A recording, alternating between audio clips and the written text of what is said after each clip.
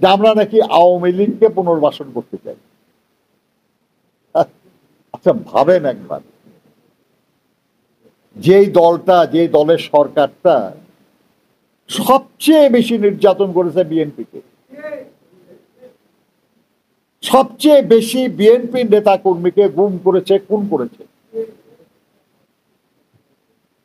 বিএনপির চেয়ারপারসন দেশনেত্রী বেগম খালেদা জিয়াকে একটা মিথ্যা অভিযোগে 6টা বছর কারারুদ্ধ করে রেখেছে, ভারপ্রাপ্ত চেয়ারম্যান জনাব তারেক রহমানকে দেশে আসার পথে বাধা সৃষ্টি করেছে, তাকে পঙ্গু করে ফেলা হয়েছিল,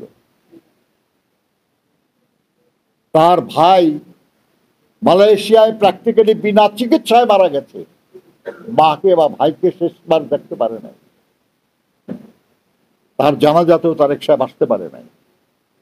বিএনপির মহাসচিব সহ এমন কোন নেতা আছে যার বিরুদ্ধে অন্তত 50টা মামলা নাই? আমাদের হাবিবুর নবী সোহেলের বিরুদ্ধে 400-র বেশি মামলা। 5 তারিখে তো আমি নিজেও জেলখানায় ছিলাম, এই উদাহরণ, আমরা জেলখানায় ছিলাম। আমাকে যখন বাসা থেকে নিয়ে যায়, আমার স্ত্রী তখন দারুণ অসুস্থ, তাকে অক্সিজেন দিয়ে রাখা হয়েছে, নার্স বাসায় তার সঙ্গে, সে অবস্থায় গ্রেফতার করে নিয়ে যায়, ডিবিতে ফ্লোরে ফালায় রাখছেন ময়লা কম্বলের উপর। আর আমাদের কথা বলেন আমরা আওয়ামী লীগের পুনর্বাসন দেব, আওয়ামী লীগের পক্ষে থাকি, এই ফাজলেমের কোনো মানে হয়? এটা কি সম্ভব? এটা আমরা বেঁচে থাকতে আওয়ামী লীগের সঙ্গে আপোষ কেউ করবে? আরে আমরা তো নাই, অন্য কেউ করতে গেলে তাকে পর্যন্ত আমরা বাধা দেব।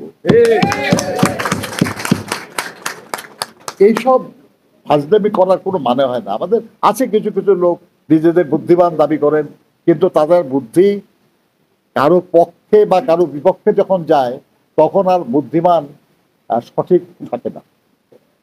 কারণ আপনার বুদ্ধি আছে, কিন্তু আপনার বুদ্ধি কোনো একটা উদ্দেশ্য পূরণের জন্য যখন আপনি কাজে লাগান, তখন আপনার এই বুদ্ধি আর সঠিক বুদ্ধি থাকে না।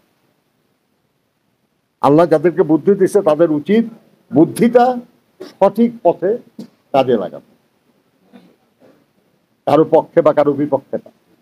তাহলে তো হবে না। তাহলে এটা যে আপনার একসময় সবচেয়ে বুদ্ধিমান লোকদেরকে বিচারক বানানো হয়েছে, এবং তারা তাদের বুদ্ধি বিবেচনা এবং দেশের আইন বা যারা যে আইন মানে আর কি, সেই আইন অনুযায়ী যেটা সঠিক তারা সেটা করতো, এর বাইরে যেত না তারা।